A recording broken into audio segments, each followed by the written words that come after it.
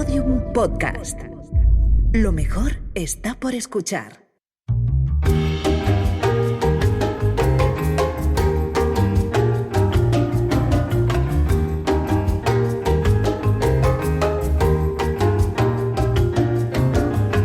Estaba yo preocupado por Maese porque, claro, con esto del verano cada uno va a su bola, nos juntamos, nos separamos, nos dispersamos. Juan Ignacio, ¿qué te habías ido? ¿A pedir algo y no has vuelto o qué? ¿Dónde estabas? No, yo estaba aquí esperando. Está aquí, pero no estaba aquí, que se ha ido a tomar algo, ya te lo digo yo. Igual que Carlos Canales, David Sentinella ha ido a por cerveza y no ha vuelto el tío. Claro, está escuchando aquí la música del calipso y bailando a saber dónde se habrá ido con las cervezas. Vaya morro, vaya jeta. Jesús Callejo, ¿sabes dónde anda Marcos Carrasco? Otro que tal baila. Sí, ha dicho que traía cervezas para todos, pero se está demorando demasiado. Ya sé dónde están estos dos, ya. Sí, exactamente. Bueno, está Alberto Espinosa intentando que la cerveza no acabe, que es algo también muy suyo, a los mandos del sonido. Y aquí un servidor, Fran Izuzquiza. Hace un fresquito de verdad que se está de a gusto. Salida a la calle este verano, esto es la gloria auténtica. Vamos con una nueva edición de la Escóbula de la Brújula. Aquí, Escobu veraneando.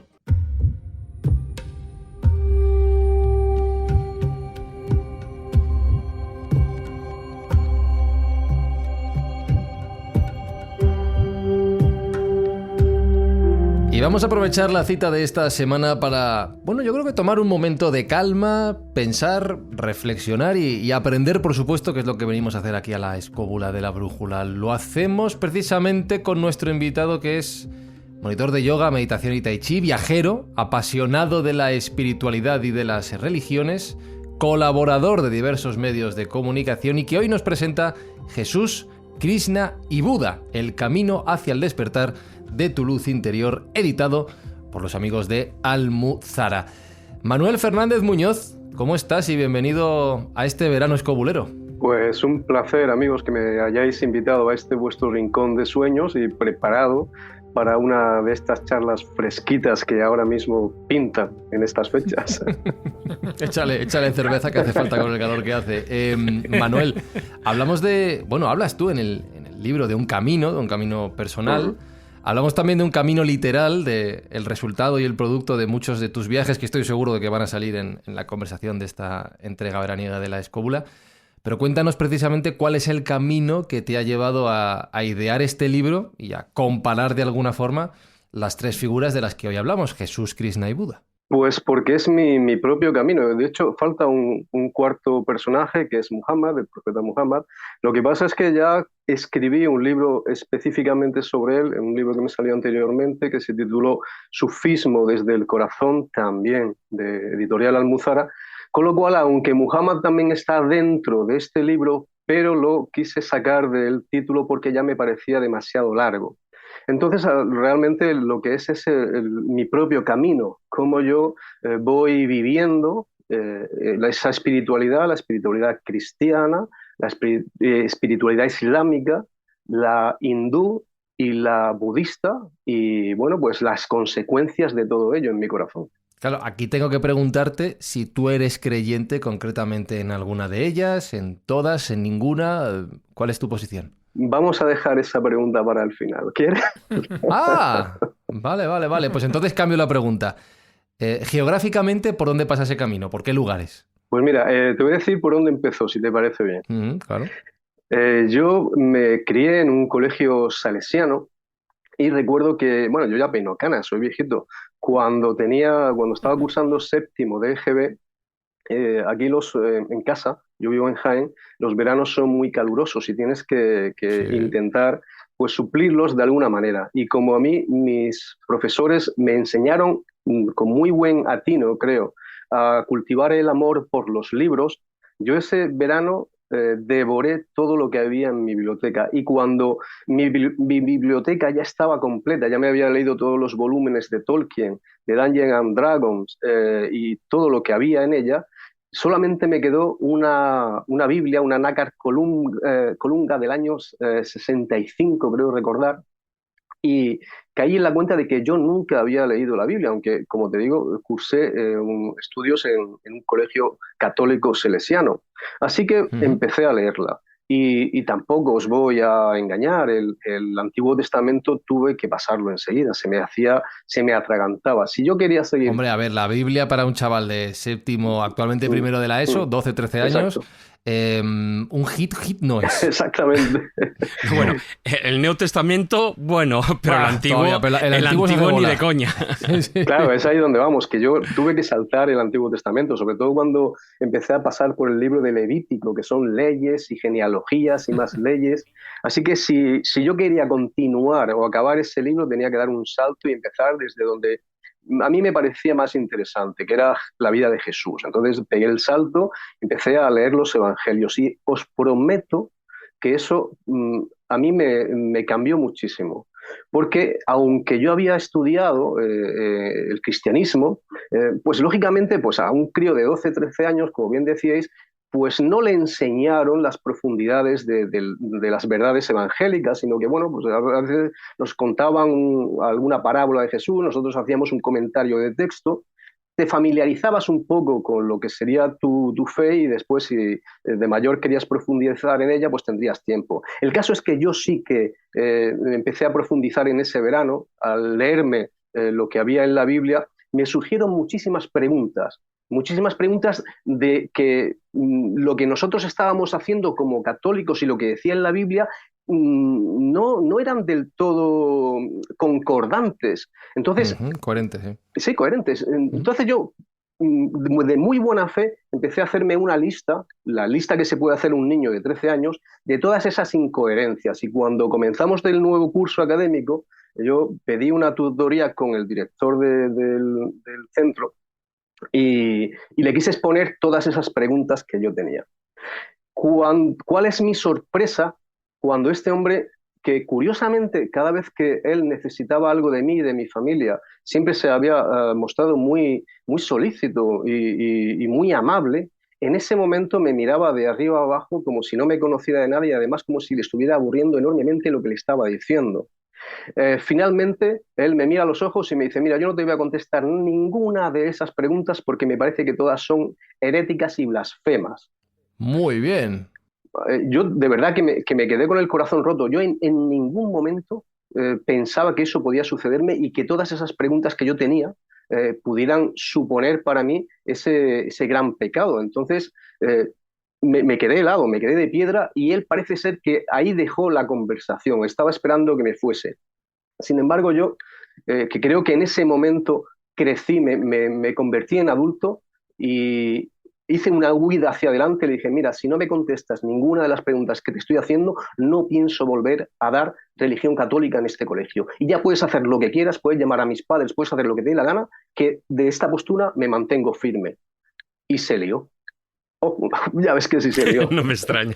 Hombre, es que ibas a los salesianos, también hay que decirlo, claro. Si hubiera sido un jesuita, quizás a lo mejor los jesuitas eran más. Claro, no, pero es que eso de curas en general, o uno religioso. O sea, que te estaba buscando un problema, efectivamente. ¿Y te echaron o qué pasó? Llegamos a un acuerdo, porque ellos sí que es verdad que llamaron a mis padres, que se lió de verdad la más grande, pero que yo no cedí un palmo.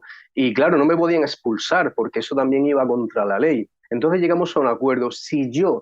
Y fíjate ahora qué curioso va a ser esto, si yo me mantenía en silencio, si no le contaba a nadie lo que había pasado ahí, si no le contaba a nadie, no compartía con ninguno de mis compañeros esas preguntas que yo tenía, podía seguir cursando ese último curso en ese colegio, me pondrían después la nota suficiente para que no me bajara la media, y aquí paz y después gloria. Y yo, no sé si hice bien o hice mal, pero cedí a ese chantaje, acabé el colegio, acabé el curso y creo que fue, fijaros, que hoy lo recuerdo con pena, pero también lo recuerdo como un punto de inflexión en el que yo tuve que buscar esas respuestas por mí mismo y creo que es ahí cuando empecé a crecer Fíjate. Espiritualmente. Manuel, que sepas que acabas de suspender ese 8º curso de GB, porque lo estás contando ahora, aunque hayan pasado unos cuantos días, sin cumplir la promesa, poquitos días, pero a ver, yo creo que sí que es cierto que, sorprende, y ya no es porque fuera solo un colegio de curas en este caso, ¿no? Religioso. Yo creo que eso te puede pasar en en cualquier otro país y en cualquier otro centro escolar en el que se den otro tipo de religión. El problema no es el centro, el problema es la cerrazón que puede tener algunas personas hacia las preguntas de un joven que igual no entiende en ese momento unos libros sagrados y que unos libros o incluso iniciáticos, como quieras llamarlo, luego ya entraremos en ello, pero que el problema es ese, es un problema personal y que en ese momento, bueno, pues el colegio pues tomó una actitud para intentar salvar la situación. Sí es cierto que en el contexto en el que estamos hablando de tres figuras, y salvando ahora un poquitín lo que es el tema del Nuevo Testamento, estamos hablando de tres figuras que son los pilares centrales de tres grandes religiones, de tres grandes tradiciones religiosas, ¿no?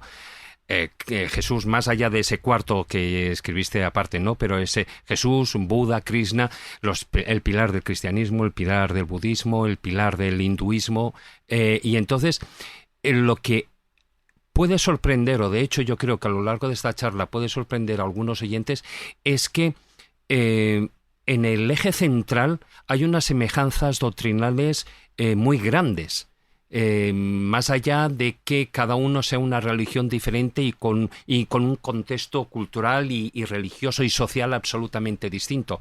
Pero sí que creo que esas semejanzas doctrinales, ese eje de tanto de valores éticos como de enseñanzas espirituales universales, que en gran medida incluso eran las que tú, Manuel, estabas preguntando en ese momento, incluso a ese profesor, ¿no? A ese cura, pues yo creo que son las que puede sorprender a la gente y que merecen respuestas. Bueno, David Sentinella expulsado también del colegio de curas a partir de ahora, en este momento. Pero es verdad, fue un Jesús, colegio de monjas. Pues expulsado también. Es verdad, Jesús, que esto que acaba de decir David puede sorprender a mucha gente que haya aprendido, voy a decir el dogma, pues como se ha aprendido durante muchos años, sin discusión ninguna, que a lo mejor unas religiones y otras se parecen más de lo que hemos pensado en principio y unas personas y otras por extensión nos parecemos más de lo que pensamos en un principio. ¿Cómo lo ves tú, Jesús? Has dicho una verdad universal. Gran maestro, sensei, y por ahí van los tiros, efectivamente. Me estaba recordando cuando comentaba Manuel un poco su experiencia con los salesianos, cuántos ateos y cuántos agnósticos han creado en colegios de monjas, sí. De frailes y de curas, sencillamente por ser malos profesores, no por lo que enseñaban en sí. ¿Cuánta gente ha cogido manía a la geografía, a la historia o las matemáticas por malos profesores? Pues aquí ocurre algo parecido, ¿no? Cuando entra el fanatismo, cuando entra el dogma, cuando entra... Pues en fin, determinadas doctrinas que hay que creerlas sin razonarlas, pues genera ese tipo de consecuencias. Yo siempre he sido partidario, y me imagino que Manuel también, de crear una asignatura que se llame la historia de las religiones comparadas. Es que yo no entiendo por qué hay que enseñar catolicismo o en el mundo musulmán solo tienen que enseñar el Corán. Es decir, enseña todas las religiones de una forma muy objetiva, muy amplia, y luego que el alumno poco a poco vaya comparando unas religiones con otras y que luego decida lo que quiera ser de mayor, que posiblemente no sea de ninguna religión de esas, pero es bueno conocerlas, porque en definitiva es cultura general. Lo que hace Manuel en este libro es cultura general. Es decir, nos está indicando tres grandes maestros espirituales. Por cierto, me ha faltado uno, y no es Mahoma. Me ha faltado uno. ¿Cuál? Rumi. Bueno, pero... Porque tú eres un experto en sufismo y Rumi debería haber estado ahí. No, pero Rumi está dentro, Rumi está dentro, lo que pasa es que, claro, Rumi no inicia una religión como sí que... o es un estandarte de una religión, pero sí es el estandarte de la mística islámica, sobre todo de los derviches giróvagos de Konya, que si, bueno, si a alguien no le suena esta palabra, sustantivo, derviche, pues solamente tenemos que irnos a algún anuncio de turoperadores de Turquía y ver cómo hay unos señores vestidos con grandes faldas blancas girando sobre sí mismos. Eso es un derviche, eso es un derviche y eso es el exponente de la mística islámica más increíble que todavía a día de hoy todavía sigue vivo y todavía incluso si caminas por Estambul, no hace falta viajar a Konya, que es donde está la tumba de Mevlana. En Estambul hay varios sitios donde al turista se le invita a pasar y a ver las ceremonias de giro de estos santos derviches, y yo tuve el placer, fíjate que cuando yo empiezo a recorrer el camino del Islam, uno de los motivos que me llevan a pronunciar Shahada, a convertirme en musulmán, varios años después de lo que estábamos hablando, lógicamente, es porque estoy en Estambul y tengo la oportunidad de ver a estos derviches danzando enfrente de mí. Y fue tan absolutamente increíble lo que sintió mi corazón cuando los vi, que yo ahí dije, hay algo, hay algo real, hay algo mágico, hay algo divino en esto que estoy viendo, porque me atrajo como una polilla a la luz de una vela y me fundí en ellos y a día de hoy te puedo decir que, bueno, pues no solamente he estado en Konya, sino que he visitado a decenas de maestros sufíes, los cuales han vertido en mí pues una sabiduría, una espiritualidad que aunque ya os adelanto que no me considero a día de hoy musulmán, Eso te iba a preguntar. sí que me considero sufí. Bien, bien, vamos. De todas maneras, Manuel, como tú has dicho, eres de Jaén. Sí, así es. Cosa que no te pilla muy lejos de Murcia, porque tú sabrás que una de las cunas del sufismo en España es la que representa a Ibn Arabi, que nació en Murcia y al final terminó muriendo en Damasco. Que, hombre, no alcanza las profundidades que alcanzó Jalaluddin Rumi. No te creas, realmente, no te creas, porque Ibn al-Arabi se le llama, en la mística islámica, se le llama Sheikh al-Akbar, es decir, el maestro más grande. Y sí, claro. Amigo mío, yo estuve en su tumba en Damasco. Sí, efectivamente. Y este había nacido en Murcia, o sea, que quiero decir que aparte Todo está conectado. de que tuvo una gran influencia posteriormente en otros personajes de ámbito cristiano, como por ejemplo San Juan de la Cruz o Santa Teresa de Ávila. Sí es. Bueno, si la idea de lo de Rumi no era palabras de sufismo, no, claro, de hecho, era un poco porque lo echaba de menos sabiendo las predilecciones que tiene Manuel, y porque además tiene todo un libro escrito sobre los cuentos sufíes. Ya sabes que dentro de los cuentos de Callejo tiro mucho de Nasruddin, de nuestro querido mulá Nasruddin, y por supuesto de todas esas enseñanzas que están encapsuladas en los cuentos sufís, que por cierto, yo estuve haciendo danza derviche en mis años jóvenes. Muy bien. Sí, además conozco muy bien cómo es ese giro vago, sin marearte. Estuve durante, bueno, pues más de una hora haciendo giros sobre mí mismo y la verdad que sí que entras en un estado expandido de conciencia y es cierto que tiene algo, ¿no? Iba a decir esa religión, realmente es una disciplina dentro del Islam, una disciplina mística, esotérica, de fusión con la divinidad. Y una de las características, y ya ir hilando con el libro, ¿no? Y siguiendo un poco con lo que decía David, que son un poco las concomitancias y un poco la pregunta que tú decías, Fran, ¿no? En el fondo, a ver, una buena religión me refiero, no una religión a secas, sino una buena religión constructiva de verdad que nos guíe de verdad. Constructiva y positiva, lo que tiene que propugnar son dos o tres cosas fundamentales. Una es el amor como fuerza que une, y la otra es pues lo que prácticamente han dicho todos los maestros espirituales. En fin, no hagas a los demás lo que no quieres que te hagan a ti mismo. En fin, eso de que cultiva la benevolencia, cultiva la compasión, cultiva el amor, la devoción, la unidad divina, todo eso. Es verdad que luego hay diferencias entre las religiones monoteístas y las religiones politeístas, pero en definitiva todas las religiones, otra cosa son los intérpretes de las religiones, ¿no? Que son los que nos llevan a las guerras, pero todas las religiones tienen que propugnar esos pilares y que me parece que son pilares básicos y ahí es donde coinciden todas. Entonces mi pregunta, Manuel, es efectivamente... Yo creo, ¿no?, que el amor, la compasión, el desapego, la transformación interior son elementos comunes a todas las religiones, pero lo que nos divide, lo que nos hace enfrentarnos unos a otros siempre en nombre de Dios, son los sumos sacerdotes, los intérpretes, los exégetas, los teólogos y los que interpretan la palabra de Dios a su imagen y semejanza. ¿Van por ahí los tiros? Verás, ahí yo me encontré en un maestro en algún rincón de la vida, me encontré que me dijo, mira Manuel, una de las mayores virtudes del ser humano, un ejemplo de sabiduría, es la capacidad que alguien tenga de respetar lo que no conoce. Cuanto más respetas eso que no conoces, lo integras en tu vida e incluso llegas a amarlo, más sabio eres. Entonces, la causa de las guerras siempre va a ser la ignorancia y el miedo.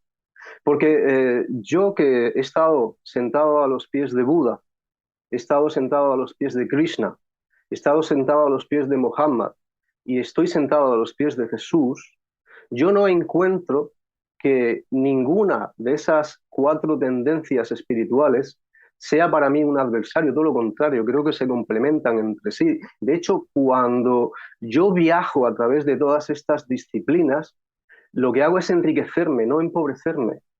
Mi bagaje espiritual es mucho más amplio. Incluso comprendo mejor las escrituras cristianas cuando estudio budismo, cuando estudio hinduismo. Hay cosas que se me escapaban de la Sagrada Biblia y que, sin embargo, a la luz del hinduismo, para mí cobran sentido. Y yo recuerdo que una vez escuché al Dalai Lama, yo estuve con él, después si quieres volvemos a ese encuentro que tuve con él porque creo que es determinante. Yo estuve con él en 2 ocasiones en mi vida. En una ocasión, recuerdo que él, viene una chica y le dice, ay, su santidad, es que yo amo mucho el budismo y amo mucho a Buda, pero soy cristiana y no sé qué tengo que hacer porque no quiero dejar de ser cristiana. Entonces el Dalai Lama, con muy buen atino, empezó a reírse y le dijo, pero chiquilla, ¿qué más te da? Tú sigue también a Buda porque más amigos vas a tener en el cielo cuando llegues allá. Y la verdad es que eso me gustó muchísimo. Estamos hablando de las similitudes entre una y otra, pero ¿crees que hay realmente, y esto es una pregunta retórica, que quizá la respuesta sea no, diferencias sustanciales reales entre estas religiones? Sí, sí que las hay. ¿Sí? Sí que las hay y bastantes. De hecho, es peligroso en algún momento. La palabra religión creo que es bastante peligrosa. Y te lo argumento. Nosotros, por ejemplo, como judíos, como musulmanes, podemos amar a una persona, podemos amar a Moisés y amarlo con todo tu corazón. Puedes amar como cristiano, puedes amar a Jesús y puedes tener una comunicación con él porque pensamos que Jesús es Dios que está vivo y que te responde. Entonces, lo que tú amas ahí no es una religión, es a una persona. Una persona que, dependiendo de la religión, como te digo, está viva, es una emanación de Dios o es el mismísimo Dios, como podría ser Buda, como podría ser, bueno, Buda no, porque es una religión no teísta, pero si Krishna. Entonces, cuando tú amas a Jesús, tú estás amando a una persona que te puede responder y que te puede igualmente, si eres creyente, amar de la misma manera. Entonces, contigo se crea una relación, no una religión. La religión es otra cosa. La religión es cuando tú amas no a una persona, sino a una institución y a unas reglas. Y cuando tú amas a una institución y unas reglas, ahí no hay misericordia. Porque si pecas, tienes que pagar el pecado. Si te sales de lo que esas directrices, esos sacerdotes te están imponiendo, te van a lapidar, como hicieron con Jesús, te van a crucificar, como hicieron con Jesús, aunque tú quizás después resucites al tercer día. Una religión jamás te va a devolver el amor que podría devolverte Jesús. Si tú pecas y te pones a los pies de Jesús y le pides perdón, Jesús te va a perdonar. Una religión no te va a perdonar. Tienes que pagar el precio. Entonces hay una diferencia muy drástica entre seguir una religión, que son normas y ritos, y seguir a una persona o seguir a Dios. Es muy, muy distinto. Dame un segundo, porque si tenemos una religión aquí en la escóbula es la cerveza, que ya lo hemos dicho. Carlos Canales ha llegado. Carlos, ¿has traído la cerveza o no has traído la cerveza? Siempre está conmigo. Ah, por favor, menos mal. Reparte porque va haciendo falta. Juan Ignacio, Ignacio, lo sé. Sí. Tenías levantada la mano, Juani. Sí, vamos a ver. A veces se llega a conclusiones parecidas mediante un método sincrético y tal, que suele suceder. Yo, por ejemplo, conocí la gran labor de los derviches, del sufismo y de todas estas cosas a través de un tipo que aparentemente no tenía nada que ver. Este tipo se llamó Lanza del Basto y él tenía en Europa una cosa que se llamaba la Comunidad del Arca, donde se practicaban ese tipo de danzas y ese tipo de cosas que habían llegado a su vez a través de un hombre sabio que estuvo buscando la verdad durante todavía, que fue George Ivanovich Gurdjieff. Bueno, pues todo esto llegó de alguna manera a través de Lanza del Basto, porque en la comunidad del Arca se hacían danzas que tenían que ver con el mundo de los derviches, y este hombre, que era realmente un discípulo de Gandhi, realmente hizo una labor en Europa muy importante de recopilación de lo que es un folclore relacionado con la espiritualidad. Al final acabáis. No sé si tú conociste Lanza del Basto.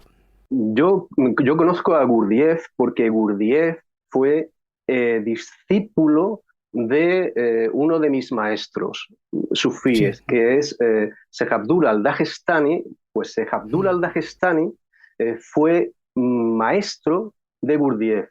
Sheikh Abdullah al-Dagestani, que fue un maestro sufí increíblemente destacado en su época, le legó el manto de su cofradía después a Sheikh Nassim al-Haqqani, que es a quien yo conocí y con quien tuve una relación muy estrecha y muy profunda. Entonces, claro, conozco la danza de Gurdjieff porque es, digamos, una vertiente independiente de un discípulo de mi maestro. Sin embargo, yo soy de los que le gusta no leer un libro, sino ir a la fuente. Es por eso que cuando quiero practicar el giro derviche, no me voy a ningún sitio aquí en España donde supuestamente se den el giro derviche, sino que me voy directamente a Konya, porque creo que allí está la fuente. Entonces, y me gustaría comentaros una cosa. Fijaros que además viene a colación con lo que ha comentado Jesús, que él también practicó el giro, y viene a colación también con lo que tú estabas comentando, Juan Ignacio. La primera vez que yo practico el giro es con un maestro que no os voy a engañar, es uno de los maestros que creo que a día de hoy son más humildes, pero que tienen creo que tienen una gracia, una misericordia absolutamente brutal. Creo que él tiene un don que no se le ha dado a otros maestros, y es el don de tocar los corazones de las personas. Él se llama Sheikh Ahmad Dede. Y yo recuerdo que él vino a España y vino a Órgiva. En Órgiva hay una comunidad sufí muy importante, alumnos, discípulos de este gran Sheikh que yo os comentaba, Sheikh Nassim al-Haqqani. Entonces este maestro, Sheikh Ahmad Dede, viene aquí a Órgiva a enseñar el giro de los derviches, y como yo estaba muy vinculado con esta cofradía, yo acudo a ella. Acudo y no os quiero engañar, ¿eh? Este hombre cantaba y tenía la voz más horrenda del mundo. Tenía una voz que... Menudos mantras, ¿no? Menudos mantras. que te echaba para atrás, te decías, pero ¿de verdad que me voy a meter yo aquí? Sin embargo, eso empieza a cambiar cuando empezamos a girar. Él empieza a cantar con esa voz feísima que tiene, pero no es que esa voz fuese feísima, es que tenía una voz destrozada, porque lo que estaba cantando era tan sumamente bello que casi no podía articular palabras y estaba llorando y cantando. Yo no me di cuenta de eso hasta que no estuve dentro y pude escucharlo mejor. Y yo empecé a girar, como él nos indicaba, y me caía. Daba 4 o 5 vueltas y me caía, y él se dio cuenta, vino hacia mí, me hizo algo con su mano derecha en el corazón y me dijo, danza. Y le dije, es que me caigo. Y me volvió a decir, danza. Le dije, vamos a ver, que me voy a caer, que me estoy cayendo, que me voy a dar un golpe con toda la gente que hay aquí. Y vuelve a decirme por tercera vez, danza.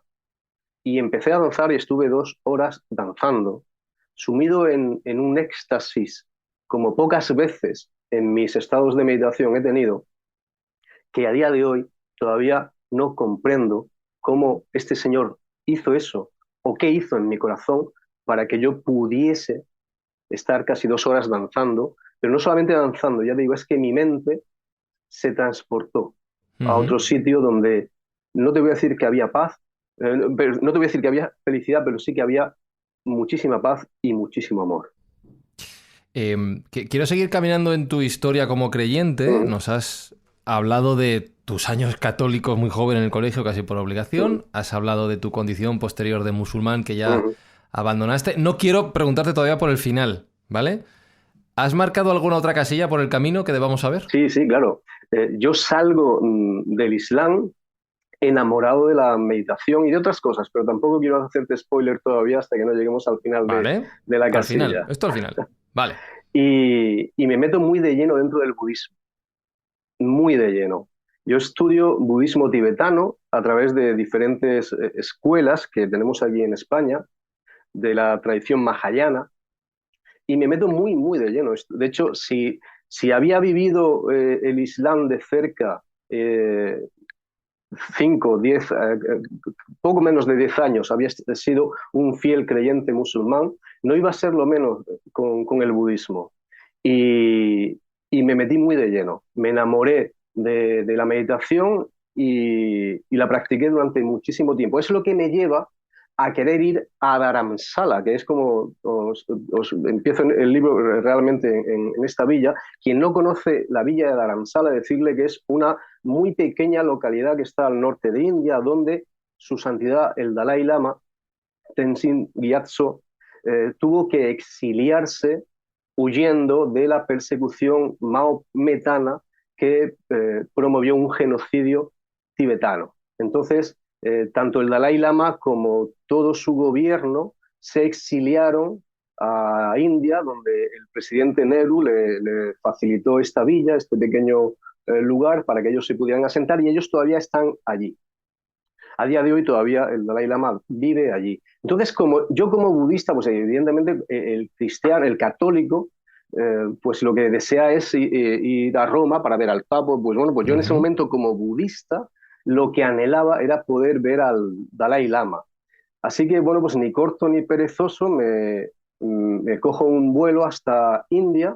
Allí en India descubro que para llegar a Dharamsala no se puede llegar ni por tren ni por avión, sino por unas sinuosas carreteras de montaña, metido en un autobús de los años 60-70 con los asientos de madera, y que después de 14 horas podrías llegar a esta villa que, como te digo, es donde supuestamente vive el Dalai Lama, que recordemos que para todos los budistas es la encarnación de Buda, o mejor dicho, del Buda Avalokitesvara, un Buda viviente, el Buda patrono del país de las nieves. Y es allí donde yo soñaba llegar. Y hablando de ese camino, a día de hoy, ¿tú crees que existe un camino correcto independientemente de la religión, de la creencia que uno profese, que existe un dharma para todos, que más o menos, si hablamos de las diferentes sea común? Mira, dentro del hinduismo, cuando decimos la palabra dharma, tenemos que entender que el hinduismo aplica esta palabra a muchos conceptos. Uno sería el dharma universal, sería esas leyes por las... El deber sagrado. Son las leyes por las que todos nos regimos, por las que se rige el universo. Por ejemplo, la consecución del día y de la noche, cuando llueve el suelo se moja, son dharmas universales, leyes de causa y efecto, ¿no? También el karma podría entrar dentro de este concepto de dharma, ¿no? Estaría incluido dentro del dharma. Y después está el dharma del gurú, que es como esa persona que se ha acercado a la divinidad, que se ha fundido y se ha quemado, se ha extinguido con la divinidad, ha regresado aquí a su cuerpo y te muestra las verdades que él ha conseguido traerse desde ese no visto. Yo le llamo no visto, desde ese otro lado, desde ese otro nirvana, reino de los cielos, o como quieras llamarlo. Entonces, aquí es cuando tenemos que hacer hincapié en que, lógicamente, el Dharma de Jesús no es el mismo Dharma que el de Krishna, ni el mismo Dharma que el de Buda. Pero creo que tanto Jesús como Krishna como Buda, si bien no predicaron el mismo Dharma, sí que fueron luces, y que la única diferencia fue que ellos eran candiles distintos. Entonces, lo que el ser humano tiene que buscar es cómo se alinea su karma con el karma de alguno de estos maestros. Porque eso es otra de las verdades del hinduismo. Es que en cuanto que tu karma busque a tu maestro también va a lanzar unos lazos imaginarios hacia ti para recogerte, para rescatarte, porque tú eres una de sus ovejas. Y fíjate que Jesús decía, mis ovejas oyen mi voz. Es exactamente lo mismo. Manuel, la verdad es que, claro, con tu perspectiva holística, amplia, da gusto escucharte porque normalmente cuando entrevistamos a alguien pues suele tener una tendencia religiosa o espiritual y tú sin embargo has bebido en muchas de estas doctrinas espirituales.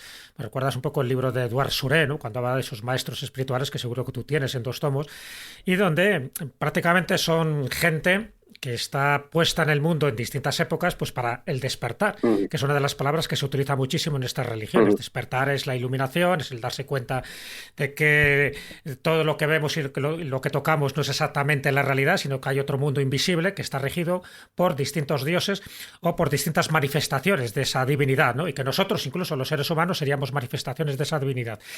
Bueno, la parte de Jesús más o menos la conocemos, me refiero a lo que es el cristianismo, ya hemos hablado con muchos invitados, entre ellos Antonio Piñero, ¿no? Sobre distintas facetas de ese cristianismo original, de ese mensaje autóctono de Jesús y que parece que fue adulterado luego por esos exégetas que te decía al principio, entre ellos San Pablo.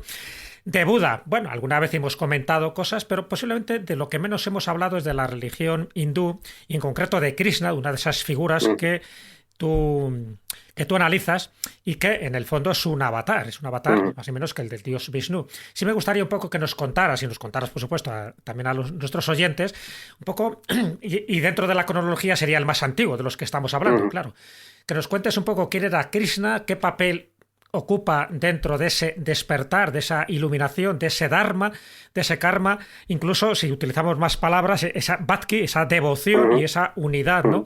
No solo con uno mismo, sino con toda la creación. Yo creo que es muy importante porque eso sí que nos da una visión mucho más holística de que otro tipo de religiones, por ejemplo las monoteístas, que son como más restrictivas a la hora de enfocar esa unión con la divinidad. ¿Quién es Krishna y cómo encaja dentro de ese hinduismo milenario? Bueno, yo os comentaba hace un ratito que cada maestro tiene lazos con alguno de sus discípulos. Ponemos el ejemplo de Jesús. Krishna no es distinto.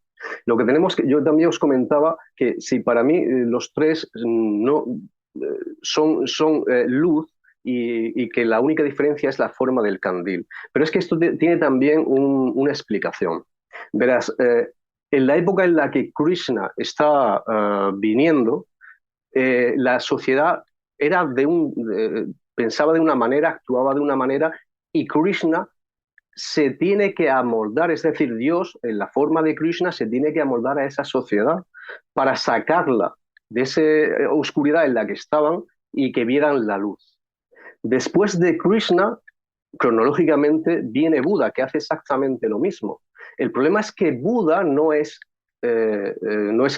teísta, él no cree en Dios. No es Dios. Claro, no es Dios. El budismo no es una religión que invoque a Dios. Filosofía. Claro. Es una filosofía. Esa es la diferencia fundamental. Es una filosofía que lo que está persiguiendo es... al final se está persiguiendo igual, es lo mismo, ¿no? Es incluso más, es un modo de vida, porque te está dando una enseñanza, ¿no? Bueno, es una... Pero realmente, es que todas las filosofías... Tienes razón, David, en lo que ha comentado, es como un camino. No, pero es que todas las filosofías y todas las religiones apuntan hacia eso, ¿no? A que... claro, el objetivo final es encaminarte eso, a que tu vida sea una vida llena de virtud. De hecho, una de las máximas del budismo es apacigua tu mente, practica bien la virtud para poder alcanzar la mente de Buda, ¿no? ¿Qué es la mente de Buda? ¿O qué diferencia hay entre la mente de Buda, el moksha, del que te está hablando Krishna, o después lo que veremos que Jesús llama el reino de los cielos? No hay ninguna diferencia, pero tenemos que circunscribirnos a la época en la que están estos maestros predicando su verdad para comprender cómo estos maestros desarrollan esa verdad. Y después llegamos lógicamente a Jesús, que para mí es una opinión muy personal, es el sumum de toda esa enseñanza, porque la completa. Y de hecho, yo no estoy, por supuesto, para nada de acuerdo con Piñero, porque Piñero es un historiador. Y como historiador nos está dando la perspectiva de un Jesús para los ateos. Y ojo, aquí yo no tengo nada en contra del ateísmo, pero cuando hablemos de Dios desde la perspectiva atea, ya hay un sesgo, ya hay algo que se nos está robando. Entonces, lógicamente, entre la concepción de Jesús que tiene Antonio y la concepción de Jesús que tengo yo, hay un abismo absoluto, igual que desde la concepción de Pablo, que para Piñero es un esquizofrénico, y la que tengo yo, que para mí es un increíble místico, son cosas absolutamente dispares. Me gustaría, si me lo permitís, seguir desarrollando mi viaje a Dharamsala, porque allí me pasó algo que es donde yo encuentro realmente a mi gurú raíz, a mi Sadguru. O solo una cosilla solo. ¿No crees que a lo mejor entre el punto de vista del historiador, que es Piñero, al que le hemos tenido invitado hace poco aquí en nuestro programa, y lo que acabas de decir, que es muy interesante, no hay un punto intermedio que se pueda comunicar? Porque una cosa es la visión del pasado, otra cosa es la visión de la experiencia del motivo religioso, pero puede haber un punto de comunicación, No, ¿no? y fíjate, yo iba a preguntarte también si Carlos distinguía entre religión y creencia y filosofía de vida, si para los Exacto. ateos, ya que haces esta distinción también, no hay aprovechamiento posible en esa filosofía de vida al margen de que no se crea en Claro la que la figura de tiene que Dios. haber. Claro. ¿Por qué no la va a haber? Es un tema personal. El punto de acercamiento sería la verdad. ¿Dónde está la verdad? Qué difícil Claro, es eso, joder. Eso es muy complicado. Claro. Mira, Soy abogado, tío. pues mira, vamos a volver. La verdad con mayúsculas, Es que me con está riendo, pero mayúsculas. es que es- Vamos a volver Yo a, os contaré vamos a de ahí. volver a Dharamsala, no solamente para contaros mi experiencia, porque es allí donde yo encuentro realmente a mi gurú, sino para contaros la conversación que yo tengo con el recepcionista del hostal donde me hospedo, que precisamente, curiosamente, estábamos hablando. De los catedráticos de Harvard. No, ostras, joder, la iluminación llega donde menos te lo esperas. A ver, a ver. Efectivamente, tío. Qué bárbaro. Ay, qué bueno. Este chico que se llamaba también Tenzin, hablando de todo, bueno, yo Eso suena a Tintín, joder. Déjale que cuente la historia. Déjale que cuente la historia. Mira, Tenzin había tenido una vida muy dura. Él también cuando era niño, se exilió de su país, de Tíbet, y recorrió el Himalaya andando, siendo muy pequeñito, hasta llegar allí a Dharamsala, donde había encontrado refugio aquí en este hostal que lo habían contratado como recepcionista. Mi vida allí en Dharamsala era, me levantaba por las mañanas, bajaba al templo budista. Vamos a hacer una imagen visual porque creo que será importante después para lo que vamos a contar. A unos 200 metros del hostal donde yo me encontraba es donde se encontraba el corazón de Dharamsala. El corazón de Dharamsala se compone del palacio donde vive el Dalai Lama, que es un palacio bastante humilde con 2 plantas. Hay lógicamente seguridad en la puerta para que nadie lo traspase. Justamente en el lado opuesto está el templo budista también de 2 plantas. En la planta baja es donde se meditaba, en la planta de arriba es donde estaban algunas efigies de Buda y donde algunos monjes podías encontrar que se estaban postrando ante estas efigies.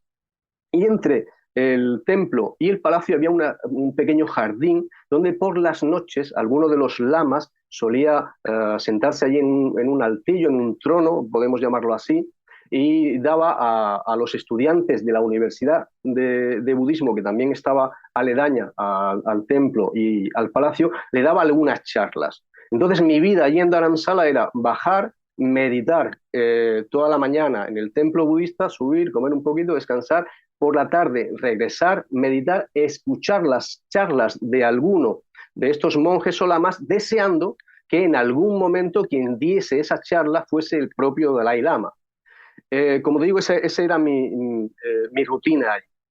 Y cuando por las noches regresaba, Tenzin, que ya había terminado de trabajar, yo lo invitaba a cenar, cenábamos algo bastante ligero y conversábamos de la vida. Entonces yo le pregunto, porque ya sabéis los que me conocéis que me gusta el misterio, y bueno, pues sabiendo que él era de Tíbet, la tierra del Yeti, hay un momento en el que yo le pregunto, oye, ¿tú has visto alguna vez al abominable hombre de las nieves o sabes de alguna expedición que haya venido por aquí a buscarlo? Y él me cuenta que cuando él todavía vivía en Tíbet y era muy pequeñito, llegaron 2 expediciones allí a su tierra. Una era europea y otra era americana. La europea pensaba que el Yeti era real y lo que buscaban eran pruebas de la existencia del Yeti. Y se fueron habiendo encontrado las pruebas de la existencia del Yeti. Por otra parte, la americana no creía en la existencia del Yeti, con lo cual se fueron a América encontrando pruebas de la no existencia del Yeti. Él lo que me quiso decir es que cada quien tiene su verdad y esa verdad es muy difícil de sacrificar por la verdad. A la pregunta que me hacías, Fran, Carlos, sobre ese punto de encuentro entre el Jesús histórico y el Jesús de los creyentes, para encontrar ese punto de encuentro, tanto el historiador como el devoto tienen que sacrificar su verdad para encontrar la verdad. ¿Y sabes qué? Que eso es algo casi imposible de hacer. Muy difícil, quiero decir, no se puede. No se puede. Bueno, hay una A ver cosa... qué dice Juan Ignacio, pero no se puede. Bueno, vamos a ver. Pues que tiene una revelación ahora mismo. Dale, Juan. Vamos a ver, Manuel. Hay una cosa que hay que tenerla en cuenta. Tú sabes perfectamente que ese camino que has recorrido tú lo han recorrido personalidades del mundo de la cultura durante el siglo XX. Por ejemplo, vamos a citar al más conocido posiblemente de ellos, que fue el guitarrista de Beatles, George Harrison, que fue a la India buscando, digamos, la razón, y estuvo en contacto con el hinduismo, estuvo en contacto con el budismo y también estuvo en contacto con otras cosas, lo cual sirvió para que sacar un disco que aunaba el cristianismo, el budismo y de alguna manera el hinduismo. Recordaréis la famosa canción de Really Wanna See You, Really Wanna See You, Lord. My Sweet Lord. My Sweet Lord. Bueno, pues George Harrison, que fue una persona bastante influyente en su momento, ya desaparecido porque él falleció de un cáncer de pulmón, pero en su momento estuvo recorriendo ese mismo camino que tú acabas de comentar, ¿no, Manuel? Sí, hubo un momento que tuvo el budismo la imagen de la religión de los famosos, que me imagino que le habrá hecho bastante daño a esta creencia. Oye, Manuel, ¿y dónde acaba tu camino? ¿En el budismo? Mi camino acaba o empieza, como quieras. Bueno, acaba a día de hoy, porque esto todavía puede seguir girando. Mi camino acaba cuando a mí me pasa algo allí en Dharamsala. Y es que, como te digo, cada vez que yo bajaba por la noche, por la tarde, a este jardincito, a escuchar los sermones, enseñanzas de tanto lamas como monjes, yo cada vez estoy allí más tiempo y cada vez pierdo más la esperanza de que sea el propio Dalai Lama quien salga allí a dar sus enseñanzas, hasta que ya casi a punto de irme, quedaban 2-3 días para irme. Como me digas que el Dalai Lama era el recepcionista, me cago vivo, Manuel. No lo era. Pues, no dudo de que él fuese un Buda, pero no era el Dalai Lama. El caso es que sí que cuando yo bajo, ya te digo, estos 2-3 días antes de irme, yo bajo allí a este sitio que David conoce también muy bien, yo me encuentro con que hay un gran despliegue de seguridad y ahí me da en la nariz que algo está pasando. De hecho, tengo que pasar por un arco de seguridad. Detector de metales, un arco de seguridad. Es decir, que allí estaba pasando algo se estaba moviendo que no era lo que había pasado estos días atrás. Y claro, cuando ya asomo la cabeza, quien está allí sentado es el Dalai Lama. Entonces, para mí es un sueño cumplido. Intento sentarme de allí donde puedo. El Dalai Lama empezó a hablar de algo bastante básico dentro del budismo, que son las 4 nobles verdades y el noble óctuple sendero, es decir, el Padre Nuestro del cristianismo, la enseñanza más básica. Claro, oyéndolo del Dalai Lama, esa enseñanza básica cobra una profundidad como tú no te podías haber imaginado. Y cuando él ya está terminando, ahí veo que se va haciendo una cola de personas que pasan por delante de él. Y al pasar por delante de él, pues la mayoría le hace una reverencia y otros incluso se postran haciendo un gesto que en el budismo tibetano es: me postro con mi mente, palabra y cuerpo. Está poniendo las manos encima de la cabeza, delante de la cara y en el pecho. Exactamente. Y se postran también tocando la frente en el suelo delante de lo que ellos piensan que es un Buda viviente. Esas mismas postraciones se hacen también en la planta de arriba del templo delante de las efigies de Buda. Se supone que con esas postraciones tú estás quemando tu mal karma, o lo que en hinduismo sería practicar el bhakti yoga, ¿no? El yoga de la devoción. Y yo me pongo dentro de esa fila y veo que la gente va pasando y que me va tocando a mí y quedan 3, 4 personas y a mí me pasa algo en el corazón. Empiezo a sentirme muy mal, pero mal, con una ansiedad, con una presión y todo en la cabeza me está diciendo: sal de aquí que este no es tu maestro, sal de aquí que este no es tu maestro, no te vayas a postrar delante de él. Y me toca ya pasar por delante del Dalai Lama y me voy corriendo. Y de hecho, vamos, él me vio y yo lo vi a él. Y me voy y salgo de este jardín y empiezo a caminar por la carretera que me conduce hasta mi hostal, pensando, pero ¿qué demonios he hecho? ¿Cómo es posible que haya hecho un viaje de 8 horas hasta aquí, hasta la India?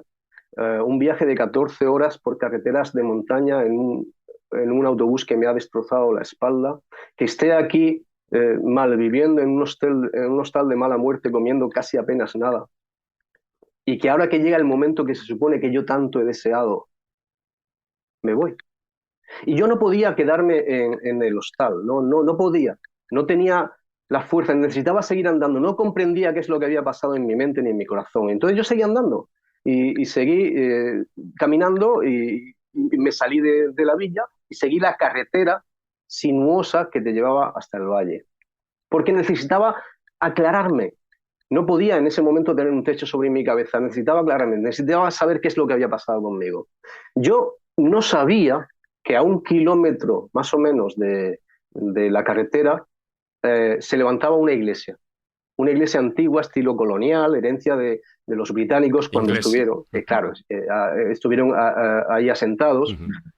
Una iglesia pues a todas luces inglesa, ¿no? Con su estilo gótico, un cementerio también fuera. El cementerio al lado, sí. Exactamente, sí. Pues encontré, David, que era por la tarde, todavía no había anochecido, que esa iglesia estaba abierta y pasé dentro. No solamente al cementerio, que ya de por sí sabes que es muy bonito, pasé dentro y me senté allí en una de las bancadas. Enfrente de mí, en el altar mayor, a mano derecha, no sé si recordarás, yo no lo puedo olvidar, estaba un vidriera o icono de Juan Bautista bautizando a Jesús. Y me quedo mirando. Y también recuerdo que había en todos los bancos, había algunos ejemplares de la Biblia y cogí uno de ellos. Y lo abrí, pero sin pensarlo, ¿no? Yo no estaba pensando nada de lo que estaba haciendo en ese momento. Y lo abrí por el Evangelio de Mateo, donde empezamos a leer: bienaventurados los mansos, porque ellos heredarán la tierra. Es decir, empecé a leer el sermón de la montaña. Exactamente. Cuando acabo de leer el sermón de la montaña, me encuentro que estoy llorando, pero con unas lágrimas que estaban empapando no solamente mi ropa, sino también el piso. Jamás en toda mi vida, ni en Buda, ni los discursos de Buda, ni el Corán, ni los hadices, ni ninguna de las enseñanzas hinduistas me habían calado tan profundamente como el Sermón de la Montaña.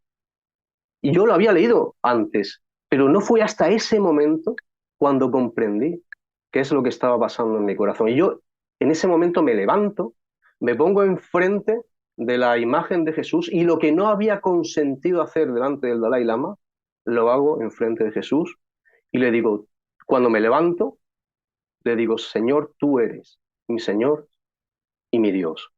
En ti confío y guíame, llévame donde tú quieras. Por eso me preguntabas, amigo, al principio, ¿cuál es mi religión a día de hoy? Yo no tengo religión. Yo amo a Jesús con todo mi corazón, con toda mi voluntad y con todos mis recursos.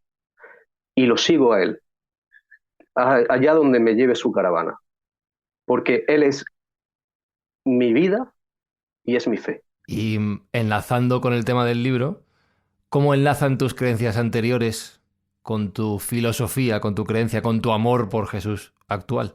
Pues te lo he comentado antes, porque yo comprendo muchísimo más. Primero, mi mente se abre a que cada quien tiene su propio camino en la vida y que yo no soy quien para juzgarlo, porque como te decía al principio, yo me he sentado a los pies de Buda, me he sentado a los pies de Krishna, me he sentado a los pies de Muhammad, y actualmente estoy sentado a los pies de Jesús como el último de los asientos donde quiero estar. Ya no voy a cambiar más. Este es mi lugar y mi asiento, pero yo no juzgo, ya te digo, porque he pasado por ahí, ni tampoco adoctrino, porque sé que nadie puede adoctrinarnos. Mira, a mí me han venido a adoctrinarme infinidad de personas, nadie lo ha conseguido, porque cada uno va allá donde su corazón le indica, o donde tu maestro, o donde Dios está tirando de ti. Así que yo no tengo enemigos dentro del Islam, tengo hermanos, porque he sido musulmán. No tengo enemigos dentro del budismo, aunque no es mi camino, porque tengo hermanos dentro del budismo, los considero mis hermanos, igual con el hinduismo. Mi corazón, como decía Ibn al-Arabi, que decía también nuestro querido amigo Juan Ignacio, Ibn al-Arabi decía, mi corazón se ha hecho capaz de albergar todas las formas, es prado para gacelas, para los ídolos es templo, es cava para el peregrino, son las tablas de la Torá, es el libro del Corán y es el Evangelio en sí mismo. Eso es también sufismo, eso es también seguir a Dios, sea donde sea que Él te haya conducido y de la manera que Él te quiera conducir. Buena conclusión, sí.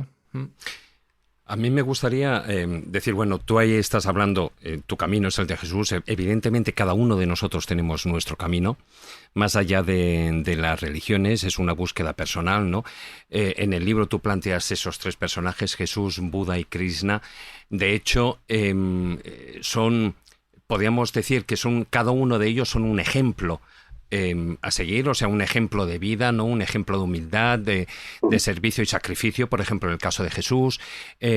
Buda también renunció a su vida principesca, ¿no? En busca de esa verdad, ¿no? Y se convirtió en un monje mendicante y además recurrió a eso, ¿no? A que en realidad nada tiene importancia realmente, ¿no? Y Krishna, bueno, aunque es esa figura ya de por sí un poquitín mítica, ¿no? Divina, ¿no?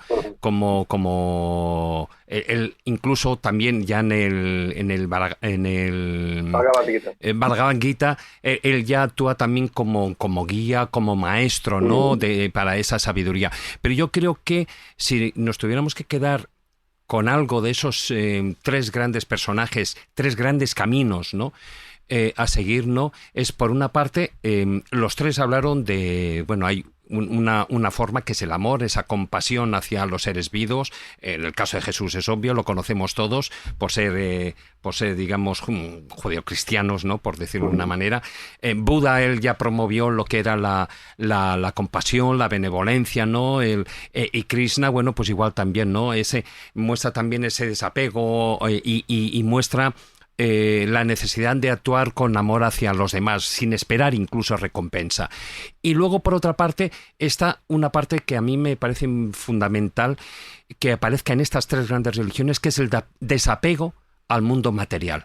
El desapego, en el caso de Jesús, ¿no? Jesús, por ejemplo, él ya comentaba el no acumular tesoros, al menos en esta vida, lo que es en la tierra, no que todos los tesoros, lo que nos podamos llevar será para llevarnos al cielo, no nada material, ¿no? Él renuncia a esa parte material. Lo mismo enseña Buda, ¿no? Él dice que todo lo material es realmente esa causa de sufrimiento, ¿no? Él ya de hecho también promovió lo que es el desapego. Y en el caso de Krishna, Krishna él comentaba esa acción desinteresada, ¿no? El karma yoga, que es el desapego a todo lo que es el fruto de todo lo que es material. Con lo cual, yo creo que hay ese punto de unificación, esos tres ejemplos, ¿no? Más allá del camino, si es de liberación o la salvación, ¿no? Que cada uno de los tres, de las tres personajes y de las tres religiones promueve, pero sí que yo creo que son ejemplos de seguir. Con eso yo me quedaría, que es esa parte de actuar con amor y compasión hacia los demás, el y el desapego a lo que es el mundo material, porque lo realmente importante no es lo material, sino es lo que esa otra mochila más espiritual que nos lleva, y digo espiritual, no religiosa, que nos llevamos con nosotros, pues el día que desencarnemos, ¿no? El día que muramos y dejemos este traje. Hay algo también que me gustaría, como una nota a pie de página de lo que acabas de decir, David, y es que estos tres personajes, parece que ha pasado desapercibido uno de sus rasgos, que para mí también son más potentes. Ellos son increíblemente fieles a sus amigos. Por nada del mundo van a traicionar a sus amigos, en ningún momento. Krishna es increíblemente fiel a Arjuna. De hecho, hay un momento en la batalla de Kurukshetra cuando alguien intenta o va a matar a Arjuna, que Krishna, aunque se había propuesto como Dios no entrar en la batalla, decide entrar en la batalla para salvarle la vida. Es decir, que incluso es capaz de doblegar su palabra, que es la palabra de Dios, para defender a su amigo. Buda exactamente igual. Con Govinda. ¿Perdón? Bueno, con Govinda. Con Arjuna. En este caso sería bueno. en este caso sería con Arjuna. Demonio. Después hablamos estábamos con Buda. Sí, exactamente. Decías bien, David, perdóname. Con Govinda. Exactamente. Exacto. E incluso también con Ananda. Ananda, el discípulo que al final toma las últimas palabras de Buda, las recoge y es también bastante prolijo en la Tripitaka, es decir, en el canon Pali. Pero es que con Jesús también lo vemos. Vemos que Jesús es increíblemente fiel a sus amigos y aquí hay una disyuntiva. Aquí son sus amigos quienes le traicionan. En los momentos más bajos de su vida, cuando Jesús, fíjate, hay un momento que a mí cuando lo leo las escrituras se me salta el corazón, ¿no? Después de la última cena todos conocemos la imagen, todos conocemos la escena, valga la redundancia. Jesús va al huerto de Getsemaní y él sabe que pronto van a venir a prenderlo. Lo sabe perfectamente. Y Lucas te está diciendo ahí, en ese momento Jesús tiene tanto miedo, se siente tan solo, que suda sangre. Es decir, él ha caído en un abatimiento tan increíblemente profundo que hasta su cuerpo está sudando sangre, está somatizando esa lucha interna que tiene, sabiendo lo que le va a pasar. Y en ese momento va a sus amigos, a tres de sus amigos, Santiago, Pedro y Juan, y les dice, por favor, velad conmigo, despertaros y quedaros conmigo, porque os necesito que estéis conmigo. Y siguieron durmiendo. Por segunda vez, Jesús, viéndose inmerso en una gran depresión, vuelve a sus amigos y le dice, por favor, orad conmigo, arropadme. Y sus amigos no le hacen caso. Tenemos que comprender que ellos acaban de salir de una cena judía, es decir, que es una cena muy copiosa, que han bebido bastante vino y que han comido bastante comida. Entonces, claro, el sopor les sobrevino. A la tercera vez ya Jesús le dice, no, ya no hace falta, porque ya lo que va a pasar ya es inevitable. Entonces a mí hay cosas de la vida de Jesús en las que yo también me encuentro muy identificado, porque a veces cuando la vida viene a golpearte y necesitas a alguien, sencillamente al que contarle tus problemas, miras a tu alrededor y no hay nadie. Y en eso me puedo identificar con mi Dios. Por eso puedo seguirle, porque me identifico con Él. En el momento en el que la vida viene y viene a crucificarte, primero te abofetea, después con un látigo te saca los pedazos, te los va sacando además poco a poco. Y tú miras a tu alrededor y no hay nadie, porque tus amigos, tus familiares incluso te han abandonado. Yo sí puedo identificarme con eso porque a mí me ha pasado. Después la vida viene y te carga con una cruz. Y curiosamente no son ni tus amigos ni tu familia la que te ayuda. Es un desconocido, un Simón de Cirene, que pasa por allí y ni siquiera te conoce y a lo mejor ni siquiera es de tu religión y te tiende una mano. Y después cuando la vida te crucifica, te sube a lo alto de un madero, te traspasa las manos y los pies, y tú miras al cielo y dices, pero Dios mío, ¿por qué me has abandonado? Y como respuesta solamente se oye silencio, yo puedo identificarme con Jesús porque a mí me ha pasado. Porque a mí cuando la vida me traspasó las manos y los pies, y yo también miré al cielo y pedí respuestas, yo solo obtuve silencio. Lo que yo no sabía, no podía imaginar en ese momento. Ah, y otra cosa, yo todo eso que pasé, al igual que Jesús, no lo pasé por mí mismo, lo pasé por amor hacia otra persona, hacia la persona que más amo, más amaré y más he amado en mi vida. Entonces, después de todo esto, lo que yo no sabía es que tenía que estar 3 días en la tumba. Yo, 3 días en la tumba, igual que Jesús, muerto, sin vida. Pero lo que no sabía es que al tercer día alguien iba a descorrer esa piedra y yo iba a salir de allí muchísimo más vivo de lo que he estado nunca. Por eso no puedo dejar de decir que Jesús es mi Señor y mi Dios, porque lo que Él pasó yo también lo he pasado, en menor medida, lógicamente, pero tengo ese vínculo con Él que es demasiado fuerte como para que las palabras lo puedan expresar. Manuel, nos has dejado sin palabras. Sí, Desde joder, luego, te agradezco qué muchísimo barbaridad. ese Sí. testimonio Ujú. personal, tu experiencia vital, el cómo has llegado a través de distintas religiones a tus verdades interiores. Te agradezco que las hayas compartido. Y ya estamos en la recta final y me gustaría hacerte una pregunta muy concreta, porque tú has conocido a muchos maestros y no solo estamos hablando de maestros míticos y místicos, sino maestros de carne y hueso que viven actualmente. ¿El verdadero maestro es aquel que nos ayuda a recordar lo que siempre hemos sabido? El verdadero maestro es el que tú sientes que con gusto darías la vida por él. Ese es tu verdadero maestro. Mi verdadero maestro, a día de hoy, es mi hijo. Mi hijo que tiene 4 años. Él es mi maestro. Él me ha enseñado a amar de una forma tan absolutamente increíble que yo, cuando él nació, me pregunté, bueno, pero ¿para qué he viajado yo por casi todo el mundo? He estado con los maestros más destacados del siglo pasado y de principios de este. ¿Para qué he dado tantas vueltas?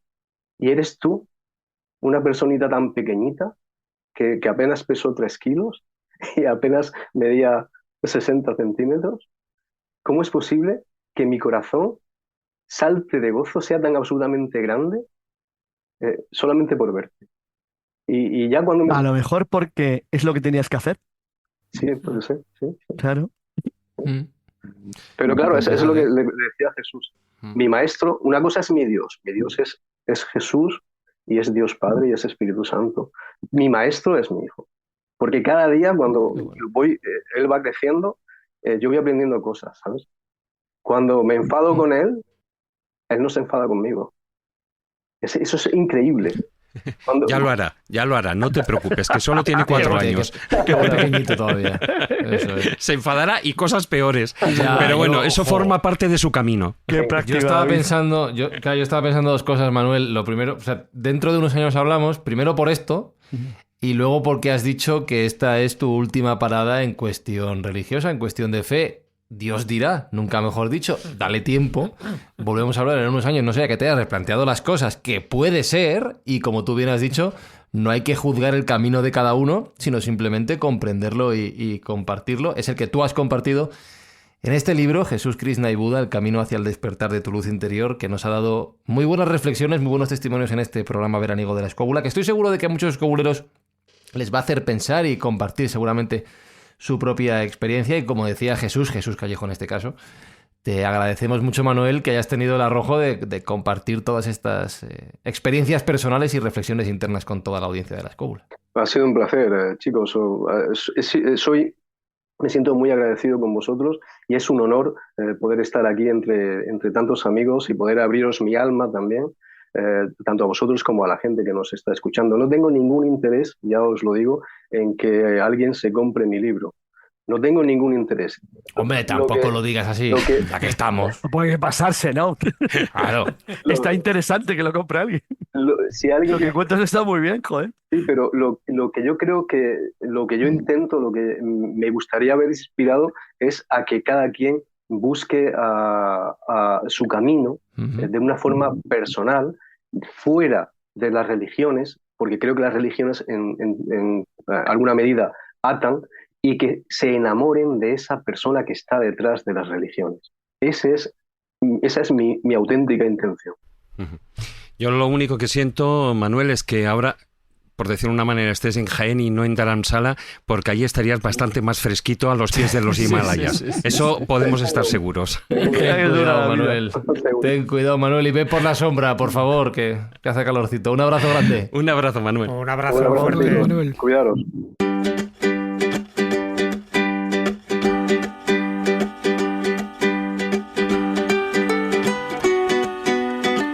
También es verdad, David, que si eres de Jaén y ya estás acostumbrado al calor de Jaén, lo demás es pan comido, ¿eh? O sea, ya está. Bueno, hecho allí con pan comido, con un buen vinito y unas aceitunas de la tierra, y ya con eso a echar la tarde. Carlos Canales, vete a por más cerveza. Mira, se ha ido Juan Ignacio ya, de repente se ha levantado, así que yo creo que ha ido por bebida, así que vete con él. Mira, yo tengo ahí un sol ahí de atardecer madrileño, con el Skyline, que mola. Sí, hay calorcito también, venga. Jesús Callejo, la semana que viene más y mejor. Más y mejor, ahora que estabas comentando lo de Jaén y el caloret que hace, digo yo que en Jaén, con el sol que hace, es más fácil encontrar la iluminación. ¡Adiós!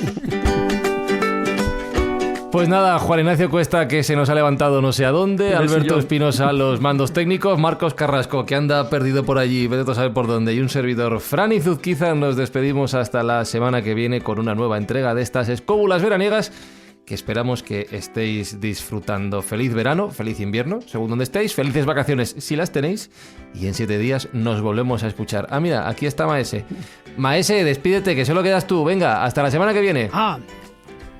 Bueno, adiós. Bueno, pues hasta la semana que viene. Es que. Eso. Es que Ya está. Ha sido por cerveza. Ale. No, ya está. No quiero saber más. Adiós.